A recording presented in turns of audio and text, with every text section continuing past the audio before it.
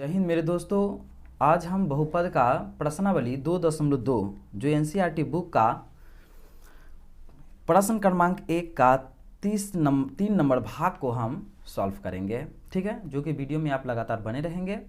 और यदि वीडियो को पहली बार देख रहे हैं तो चैनल को सब्सक्राइब कर लेंगे और अधिक से अधिक अपने मित्रों के पास शेयर करेंगे। तो आइए देखते हैं इस प्रश्न को कैसे हम लोग बनाते हैं।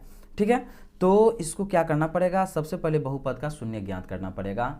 तो इसको क्या करना पड़ेगा, ये फर्स्ट वाले को और थर्ड वाले को गुना कर लेना पड़ेगा। ठीक है, तो 6 को और -3 को गुना करेंगे, क्या होगा तो -18 हो जाएगा। अब इसका फैक्टर तोड़ेंगे, 2 9 18 हो गया, 3 तिया 9 हो गया। ठीक है, अब इसी को जोड़ करके घटा करके कुछ करके यहाँ पर क्या लाना है, -7 हमको लाना है।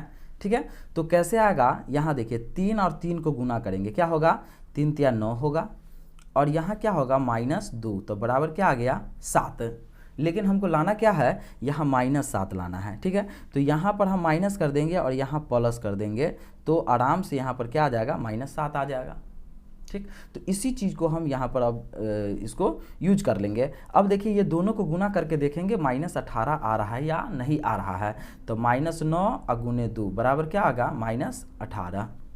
ठीक है, तो यहाँ पर आते हैं, अब लिखेंगे हम क्या 6x² माइनस लिखेंगे 9x माइनस प्लस यहाँ होगा 2x और माइनस क्या यहाँ लिखेंगे 3 लिखना पड़ेगा। ठीक है, अब यहाँ हम देखेंगे कि पहले से 1 2 3 संख्या था, अब कितना आ गया 1 2 3 4 संख्या आ गया। तो क्या करेंगे, इस दोनों में से दो संख्या में से कॉमन ले लेंगे, तो 2 संख्या में से कॉमन लेंगे। अब देखिए यहाँ पर यदि आप कॉमन लेना नहीं जानते हैं तो आप जाइए प्ले लिस्ट में जाइए और प्रश्न क्रमांक 1 का भाग नंबर 1 देखिए, जो कि वहाँ हम कॉमन लेने का बहुत अच्छी तरीक़ा से समझा दिए हैं, बट यहाँ भी हम देख लेंगे। अब देखिए यहाँ क्या है, 6 है और 3 है। ठीक है, ये दोनों में कॉमन क्या हो जाएगा, तो ये दोनों में कॉमन का मतलब होता है कि वैसा संख्या जिसमें ये दोनों में भाग लग जाए। ठीक है, तो देखिए 2 से इसमें भाग लगेगा लेकिन 2 से इसमें भाग नहीं लगेगा, 3 से इसमें भाग लगेगा तो 3 से इसमें भी लगेगा। इसका मतलब ये 3 इस दोनों में क्या हो गया, पहले कॉमन हो गया। ठीक, इसके बाद यहाँ x², इसका मतलब यहाँ 2 x है और यहाँ 1 x है, तो दोनों में से 1 x निकाल लेंगे। ठीक है, तो अब यहाँ देखेंगे 3 दूनी क्या होगा 6 और 2 x था, तो इसमें से 1 निकल गया, तो 1 बचा माइनस 3 तिया क्या हो गया 9, और यहाँ तो 1 x था जो कि 1 x निकल गया, तो सिर्फ इतना बचा। फिर यहाँ क्या है प्लस। अब यहाँ देखेंगे इसमें क्या कॉमन लेने वाला है, पहले तो शून्य है तो इसलिए यहाँ बराबर 0 कर देते हैं। अब इस दोनों में से कॉमन क्या लेने वाला है, तो देखेंगे यहाँ पर 2 से भाग लगेगा लेकिन इसमें नहीं लगेगा, इसमें 3 से लगेगा तो इसमें नहीं लगेगा। इसका मतलब ये इस दोनों में से कुछ कॉमन नहीं लेने वाला है, तो यहाँ पर 1 लेना पड़ेगा। ठीक है, और लिखेंगे क्या 2x - 3 बराबर यहाँ 0।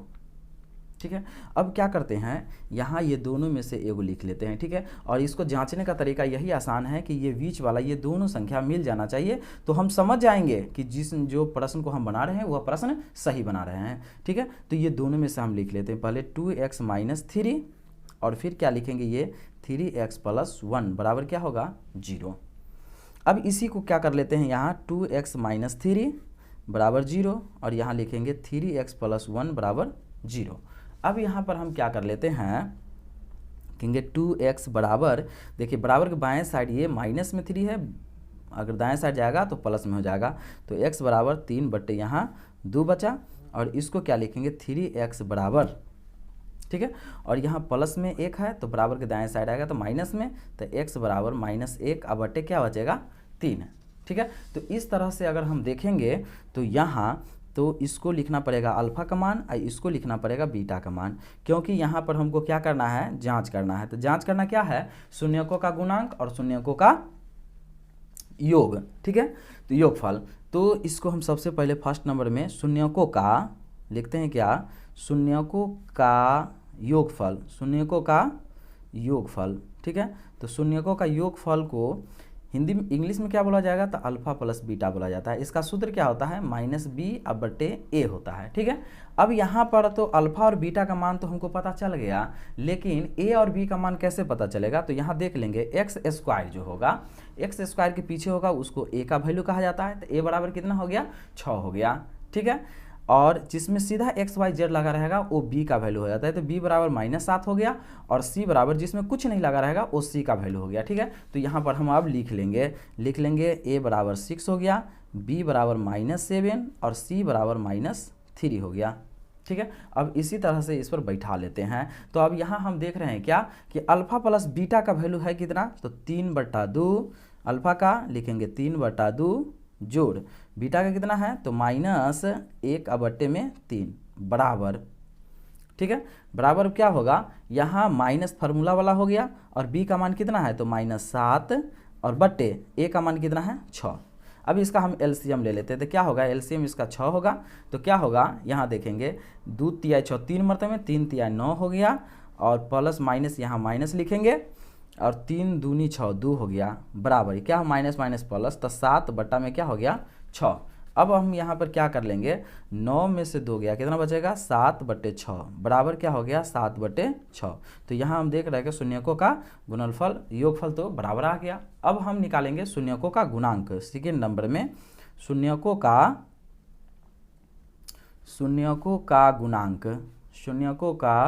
गुणांक, इसको इंग्लिश में क्या बोला जाएगा, अल्फा इंटू बीटा बराबर सूत्र क्या होगा C/A।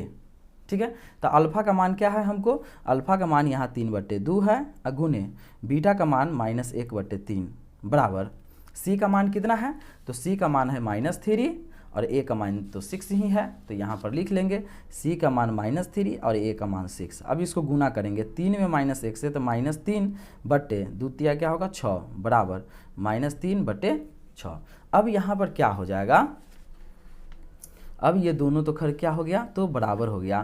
तो लिखेंगे क्या, इसीलिए यह एक सत्य बहुपद है। ठीक है, तो दोस्तों आप लोगों को अगर वीडियो अच्छा लग रहा है तो प्लीज़ चैनल को सब्सक्राइब कर लेंगे और अधिक से अधिक अपने मित्रों के पास क्या करेंगे तो इसे शेयर कर देंगे। धन्यवाद।